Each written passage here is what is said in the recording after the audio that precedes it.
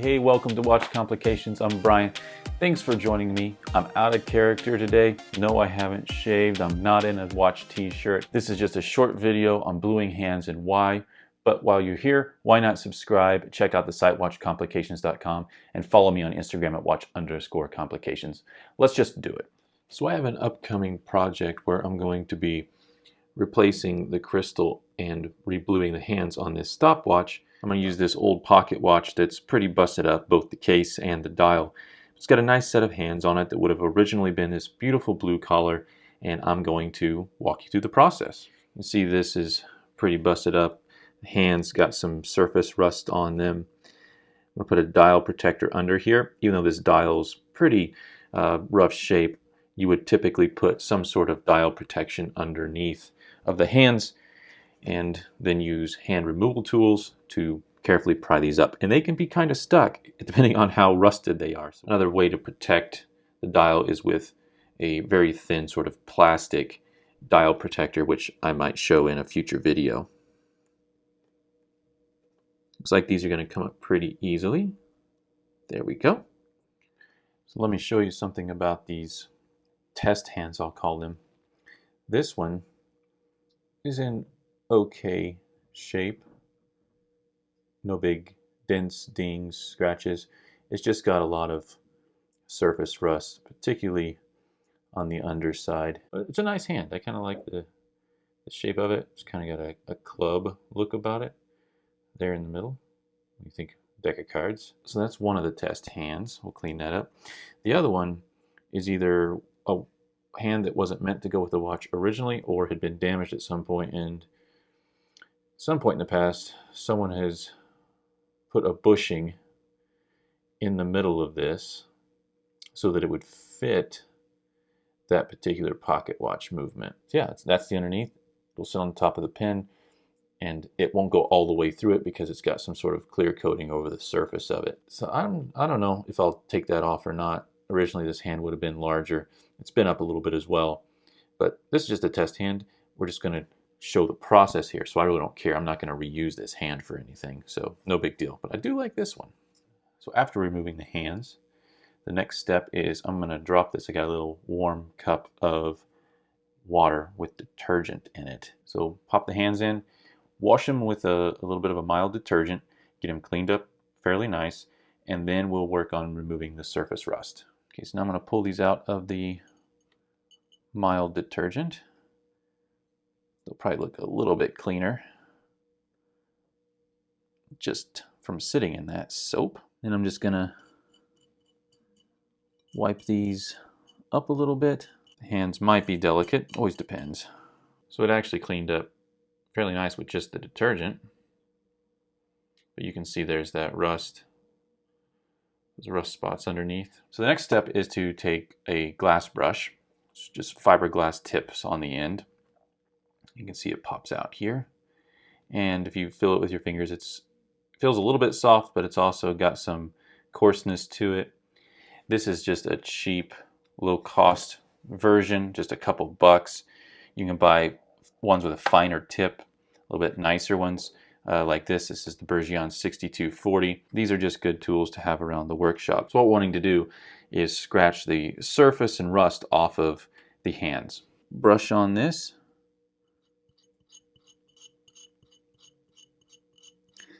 And you will see, as I do that, notice it's going to come off onto the brush. What you see on the actual hand is this.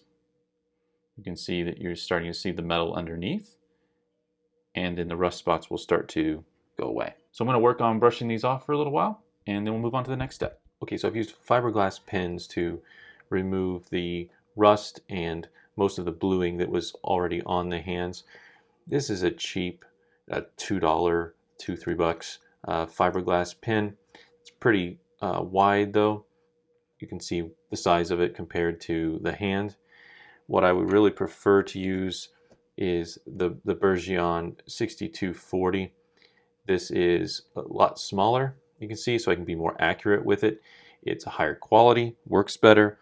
So again, when it comes to watch tools, this will be, so-so and take a little bit more time. It's not as accurate because it's just bigger. or you can go with the higher quality tool. And the way this works is you just, like a push pin, you push on it and the end pops up, and you can slide the fiberglass filling up and down to whatever height or level you want it. And then you have this one, which you turn at the end to just add more or less to the end. So now that I've got it mostly cleaned off here, let me pop in a little bit closer. You can see those are looking pretty clean. Now this little minute hand that's had some maintenance done before, I'm not really worried about it too much. I'm just wanting to, again, show the process with this. Then I have what's called a Rouge Cloth, and this has two components. There's an inner red maroon color and there's an outer yellow color. The red cloth has jeweler's rouge on it. It's a compound that helps clean and remove tarnish from different types of metal. And then the yellow cloth protects hands and buffs the metal and gives it a good shine. So these are fairly harmless, and they're kind of like micro abrasives, much like a very good quality polishing pad. So I'm going to use these to get the hands really clean and give them a nice shine and polished look. Let me get this focused in here. You can see it's, so-so. Kind of looks a little bit rough still, particularly underneath. Looks a little bit rough. Let me show you what this cloth can do. So I'm going to set it down on here and rub it back and forth. Try to stay going in one direction if possible. Applying pressure to different parts of the hand, making sure to get sort of full coverage on it. And then let's take another look at it. You can see how different that looks just from a little bit of time on it. So I'm going to use the red cloth on these and then switch to the yellow and give it a really good shine. Okay, so I've got these polished up. Along with the Rouge Cloth, sometimes I'll also use a really fine polishing pad. This one is 12,000, but even like 8,000, a little bit more coarse. This is really smooth to the touch. You can't even tell there's any coarseness to it with just your finger. But this will sometimes help also buff those to a really good shine. Let me show you these up close a little bit more. You can see how different they're looking after that process. You can see some of the rouge on my fingers from working with that. But look how much more polished that is. Looks almost brand new unless you get up real close and you see some of the, just imperfections from when it was manufactured or that have just, worn over time. But looks, 10 times different and basically new. Remember, these are just test hands. I'll keep this one and use it for something. This minute hand is really just a throwaway of sorts. You can see it's got all cleaned up as well. Both sides of it, high polish. Now I'm going to throw these in detergent again one more time, clean them up nice, and then we'll be ready for the bluing process. Okay, so let me give some context to the setup here. You can do this under any kind of a flame, but I have a gas stove at home, so I like to use that because I can more accurately control the temperature. And this is going to heat up, and it's going to, as it heats, shift between different colors. It's going to start out as sort of a yellowish gold color, transition to a reddish, and then to a purple, and then a dark blue, which is kind of where we want it, then onto like a lighter blue up to a gray. So as the temperature rises, the color is going to shift. What you have to do is watch very carefully, and when it's the color you want, immediately pull it out with a set of tweezers and plop it in some cold water. So I have a little bowl of cold water right next to me and my tweezers. So I'll be watching this under a little bit of magnification very closely as it heats up, watching for the right color that I want. And you only have a few seconds to get it out at the right time, or else you'd have to just start over again.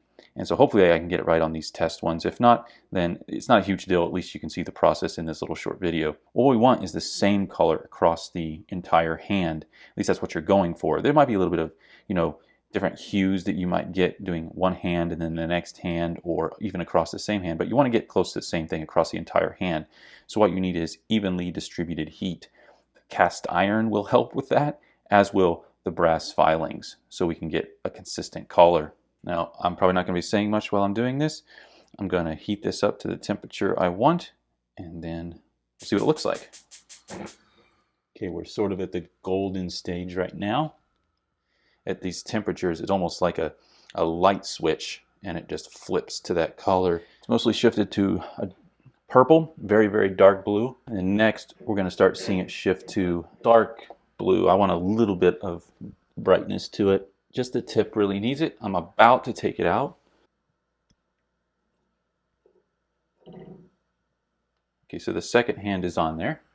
As you can see, it is right here, nestled down in. It will start as this nice silver color, transition to a yellow, then a red, deeper red, to a very dark blue / purple, and then that blue will start to lighten up as the temperature goes up. And then when it gets to that shade or that color you're after, pluck it out and throw it in a nice little cup of cold water. And you have to watch it closely. Let me zoom in for this one a little bit, and hopefully you'll be able to see that color. It looks bright right now, but hopefully you'll be able to see it transition to the darker color and the blue as it starts to lighten up. Just starting to go golden. Most of these color transitions are 10 to 20 degrees apart in the upper 200 degree range. So pretty toasty. All right, it just went golden. Almost looks like a bronze or brass color. Kind of matches the brass filings. And it'll slowly start to transition to this red color. You can see it's kind of blending in now. And then boom, it starts to go a little bit darker. Now it's a nice brass look. So if you wanted like a pocket watch that had this really dark golden, sort of lighter red tone, a lot of pocket watch hands have that, that's when you take it out. It's really a beautiful color. It's almost like a maroon. And maybe I'll do a set with that color at some point, but it looks really cool, I think. And now you can see it's moving from that golden red to a purple color. Now it's really purple. So it's just starting to go blue. And as soon as that whole thing is blue, I'm going to pull it out. The end is still a little bit purple, and I might get different shades on this, but that's okay. I'll be able to show you what's what. Plop into the cold water. Okay, you can see we have some freshly blued hands. These were just to show the process, a little test to give you an idea of what's coming. Wasn't striving for perfection, both in the polishing and the bluing of these. What I'm going to do in an upcoming video is go through the process in a more meticulous fashion to update this Gallant stopwatch, which I absolutely love the look of. Problem is, the crystal is quite yellowed. Let me pop back out here. You can see how white enamel is, and this is just the crystal. So it's got some yellowing, and I've got a new crystal on the way. We'll put a new crystal, but more importantly, we're going to re-blue these hands and get them back to their former glory. So that's why I'm going through this test. Wanted to show you what's coming up. Wanted to test a couple of things myself, and that's what we're gonna do. Let's take an up close look at these and talk about that process just a hair more. So the minute hand that came with this watch is not what originally would have been on the watch, but you can just see how good that bluing looks. It's this beautiful shine, luster. It's kind of a dark to mid-range blue, and just makes all the difference in the world. Of course, this blue against the enamel, when it hits the light a certain way, right, will just shine, and it looks beautiful. Maybe one a little bit lighter, so I should have maybe left that one just a hair longer, but it's pretty close to what you would want for this, blued steel look. Now this hand is probably 100 years old, and so it's got some imperfections to it. I could have spent more time polishing on it, but again, just wanted to show the process. But look how much better that looks. Now, this looks pretty good on camera, but to the naked eye or with magnification, it has a little bit more purple than I would like. So I probably should have left this one just a hair longer, but it's also not bad either. It's a nice dark blue. Just depends on what color you're going for. Remember, you can go anywhere from the golden to the sort of the reddish color, which is really nice as well, to the blue, to a lighter blue, to almost a gray color. Just depends on what you want when you're making a watch. Now against the enamel, of course, it's going to depend on what light you've got it in and whether it looks like a dark, almost black, or light hits it and it turns that blue or purplish color, and just looks so much better when they're redone to their sort of former glory. So that's a test. We're going to do some more work, but hope you enjoyed this little short video on bluing hands. Yeah, bluing watch hands, or really anything, is a fairly straightforward process. Just takes a little time, the right tools, and patience, trial and error. If you want to make sure you get updates for the coming videos, subscribe, hit the bell if you want updates. Follow me on Instagram at watch_complications, and check out my site, watchcomplications.com. Brian, I am out.